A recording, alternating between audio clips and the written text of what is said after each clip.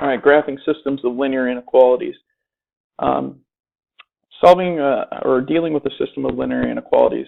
First, understanding that a system is when you have two or more equations. That would be a system of equations. When we're dealing with inequalities, it's when you have two or more inequalities. For instance, y is less than or equal to negative x minus 2, and y is greater than negative 5x plus 2. You can graph these systems to find the solution region, and you can also test to see if certain points are solutions to this system.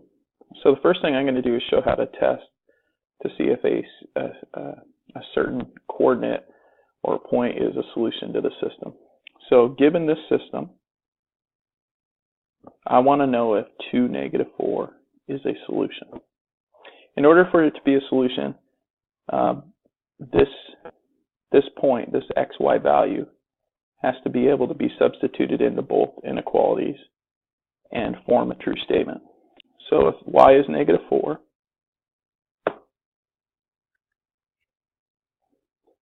I'm going to make y negative 4 is less than negative x minus 2, x is 2. So notice all I did was substitute in for y, negative 4, and for x, negative 2, or positive 2. And doing the math now, I get negative 4 is less than or equal to negative 2 minus 2, which says negative 4 is less than or equal to negative 4. And that is true. Negative 4 is equal to negative 4. Therefore, since this is true, the coordinate 2, negative 4 is good for our first inequality. But in order for it to be a solution to a system, it has to be true for both inequalities. So I've got to go through the process again. So y is greater than negative 5x plus 2. So notice I've got my y and my x values represented by parentheses. Y is negative 4, so I'll substitute negative 4 in. X is 2, I'll substitute 2 in. And then simplify. That's negative 4 is greater than negative 10 plus 2, which simplifies to negative 4 is greater than negative 8, which also is true. Negative 4 is greater than negative 8. So since it's true for the top inequality and for the bottom inequality, since they're both true, then 2, negative 4 is a solution to the system. The other way to see if it's a solution is to see if it lies in the region, the overlapping region when both inequalities are graphed. So let me go ahead and graph this top inequality. Okay. So notice I'm thinking in terms of y equals mx plus b. I'm thinking slope and y-intercept. So b is my y-intercept. M is my slope. And remember, slope is rise over run. So if I plot my y-intercept and then I use slope, rise, and run, I can find another point. So for my first inequality, y is greater or less than or equal to negative x minus 2.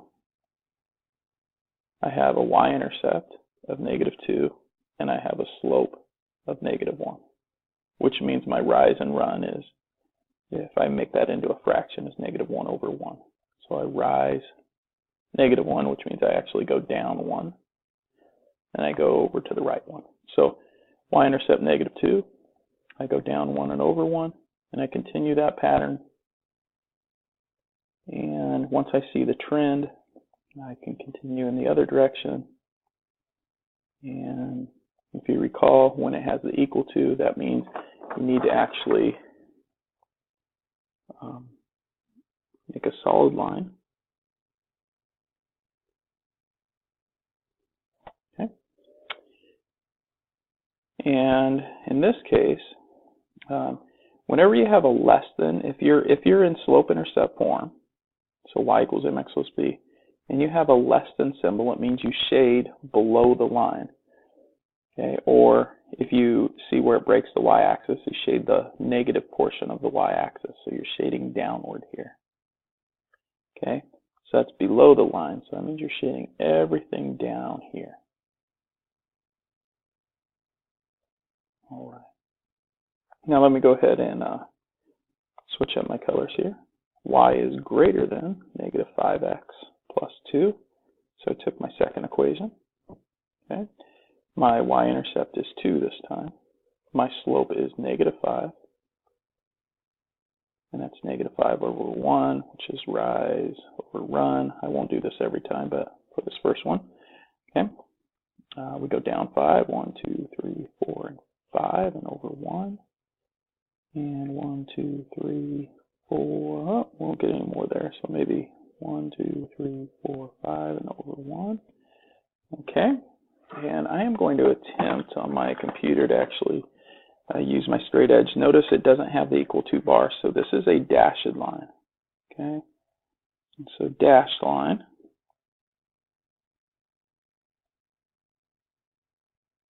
That means anything that lies on that line is not a solution. Okay, and once it's greater than, so that means I need to shade up the y-axis. That means everything above the line. Okay. And now you'll see where the two areas intersect. They intersect in this region right here. Now this becomes really, really messy. Okay, but and I'm going to show you how to clean it up on the next problem. But this is your overlapping region. You want to make sure that you can tell where that is. Notice I've shaded for both red and or both colors, excuse me, inside that overlapping region there. And you'll note that the point 2, negative 4, 2, negative 4 is actually right there. Let me grab a different color here so we can see that. 2, negative 4 is that point right there.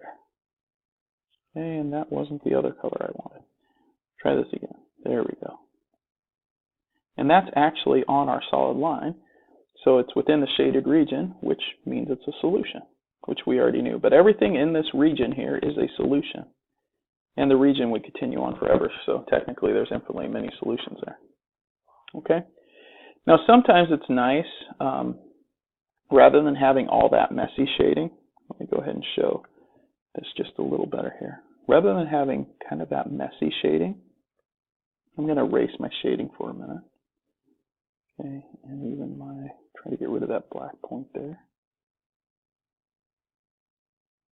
Oh, didn't mean to do that, but that's okay. I can redraw on that one.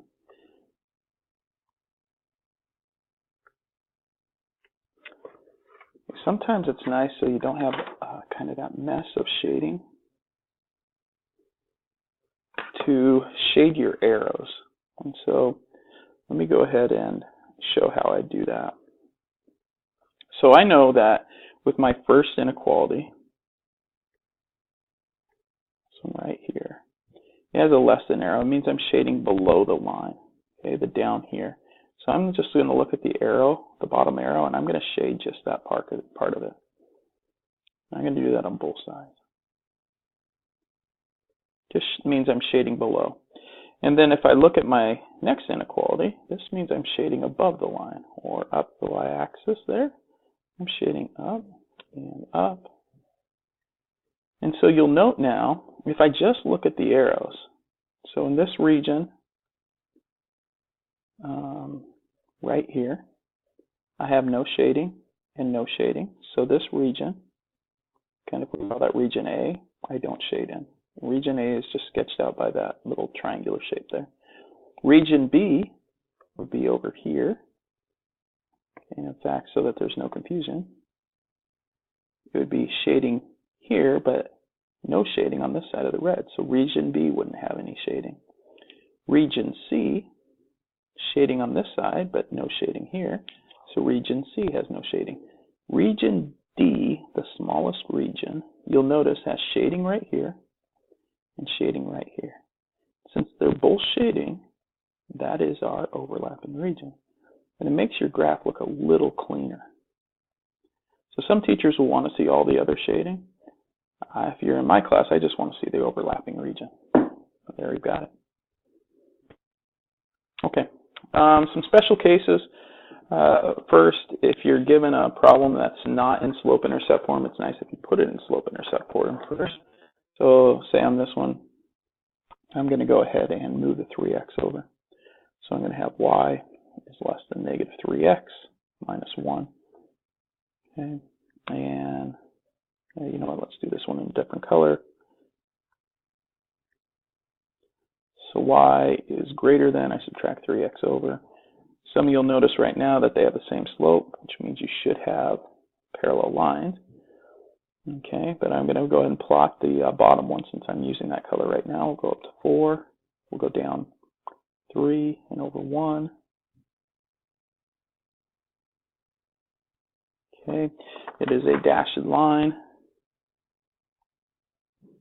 I know I'm saying dash it, and it's actually dashed. But, all right, and with that line, it's greater than, so I'm shading above it.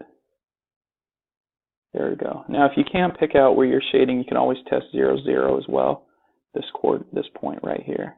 You put 0 in for y and 0 in for x, and see if it's true.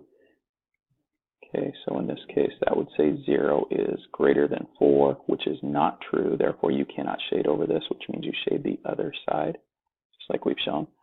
I'm not going to do that every time, but I thought I'd remind you there. Okay. And then we have a y-intercept of negative 1 on the top one, down 3 and over 1. 1, 2, 3, and up 1. There we go. And this one is also dashed.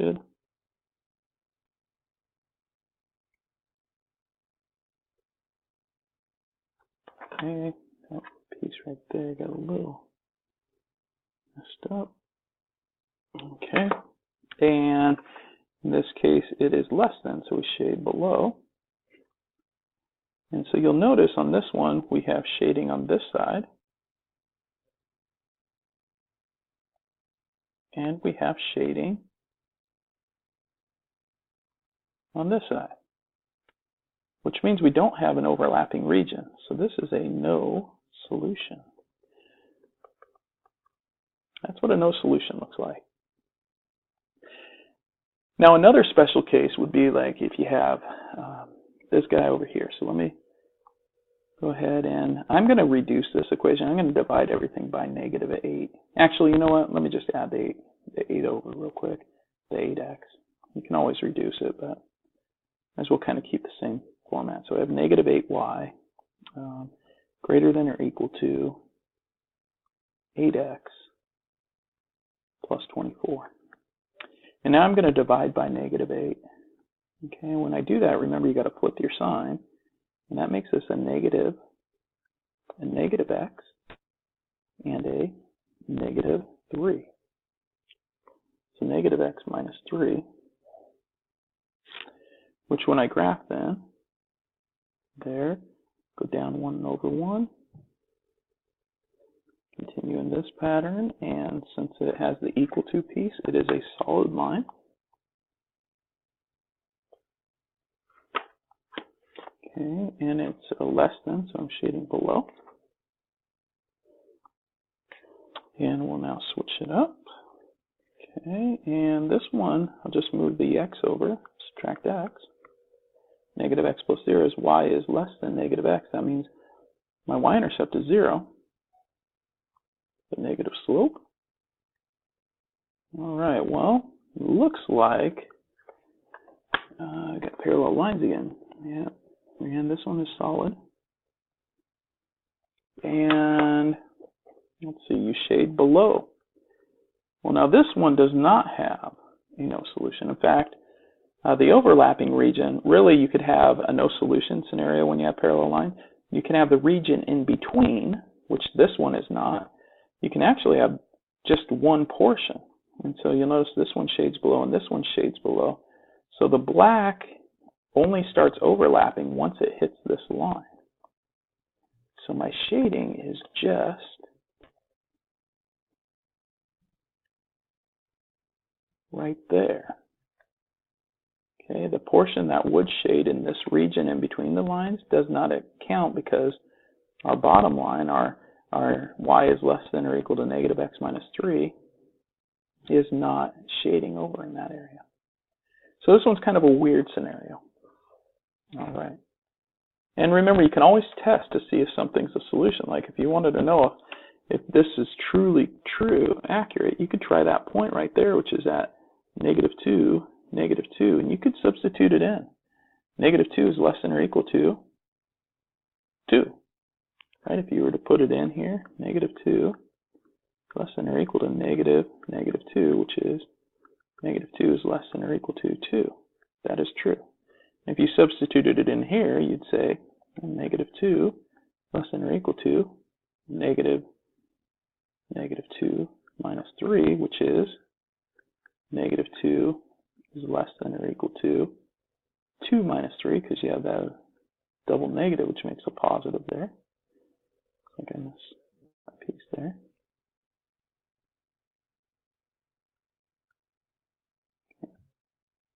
And so that is negative 2 is less than or equal to negative 1. That is true. So true and true, that's a solution. Always check them. All right. Let's write some systems of linear equality. So writing a system of linear equality represented by a graph. So now that you know what the shading looks like, what you could do is write the system by using your slope and y-intercept. So when I look at these two different lines, first, if it's a flat line, or excuse me, a vertical or horizontal, if it's horizontal, it only crosses the y-axis. So that means it's a y equals. In this case, y is equal to negative 2. However, since it's a dashed line, its y is less than or greater than negative 2. And we're shading above the line, so that is a greater than negative 2. This next line here, this has a slope and a y-intercept to it. Okay, so our y-intercept is 2, so you always want to find the slope and y-intercept when you're writing those equations. The slope, well, it looks like we go down 1, 2, 3, 4, and over 1. So down 4 and over 1, the slope of negative 4. And remember, you read the graph from left to right. That's why I started here and went down versus starting here and going up. You always read from left to right. This graph is falling, so it's a negative slope. So this is y is equal to negative 4x plus 2. I think of it as an equal to begin with. But then I recognize, well, there's shading and it's a dashed line. Dashed line means, hey, there is no equal to. So we need to get rid of that piece. Okay? And we have to go ahead and look at our shading. Our shading is below this line. Okay? Since it's below the line, this is going to be a less than graph. So we have our first inequality and our second inequality. That is our system. All right. Let's try another one here. Notice it's a vertical line this time, and it only crosses the x-axis, so that is an x, and it crosses at negative 3, so it's like an x equals negative 3. However, since it's an inequality, it is a solid line, but it's shading towards the negative portion of the x-axis, so that is a less than, and it's going to be less than or equal to. The solid tells us it's an equal to piece. Okay, so let's go ahead and get rid of that equal sign there. And hit my eraser. Okay. Okay, so it's going to be less than or equal to. All right. And then our next line is right here, the slope and y-intercept. Notice it's rising from left to right. It crosses the y-axis at 2. It rises 1, 2. Well, it's hard to tell there, so let's see where it hits perfectly. Well, it hits perfectly there. So from this point, reading from left to right, right? So from this point, we go 1, 2, 3, 4, 5. 1, 2, 3. We rise 5. We run 3. Want to find a point where it hits perfectly along with our y-intercept. So that's y equals 5/3 x plus 2. Now, we know it's not equals because we have a dashed line. That's shading below, so that's a less than. No equal to piece. Okay, so let's go ahead and get rid of that equals, and let's replace it with less than. So my end there and there. There's my system. Okay, one last thing, maybe a story problem here. Okay, the dance committee on can consist of at most 10 representatives from freshman and sophomore class. The committee must include at least 3 freshmen, 2 sophomores, at least 2 sophomores. Write and graph a system of inequalities to represent the situation, and they give 2 possible solutions. Well, if we write and graph them, then we'll be able to find solutions by looking at the shaded region. So the first piece, let's go ahead and look. The dance committee consists of 10 representatives from the freshman and sophomore class. So it looks like our variables are going to be, I'm going to use S for number from sophomore class, and F is number from freshman class. All right. So if I think of a total number, so I know if I add the number of freshmen plus the number of sophomores, that has to be at most 10 representatives. So the total representatives have to be smaller than or equal to 10. Okay? So this represents the number of representatives, freshmen plus sophomore. The committee must include, let's go ahead and switch up. Committee must include at least 3 freshmen. Okay, well, that means the number of freshmen has to be greater than or equal to 3. And then at least 2 sophomores. So the number of sophomores has to be greater than or equal to 2. So it looks like we got 3 inequalities here. Let's go ahead and graph these. I'll start with the sophomores. I call my sophomore class the y-axis. Okay. Sophomore has to be at 2 or greater. So if I draw a line that crosses the sophomore axis at 2 and a shade above. And then we'll go to the freshman. This would be the freshman axis. Okay, where we'll go at 3. This would be 3 or more. 3 or greater. So greater would mean towards the positive side versus the negative side. Okay, and then that last one, cross y-intercept of 10, x-intercept of 10. I'm using intercepts here. Okay. But, oh, looks like I missed that line there. Let's try that again. This line should have a slope of -1.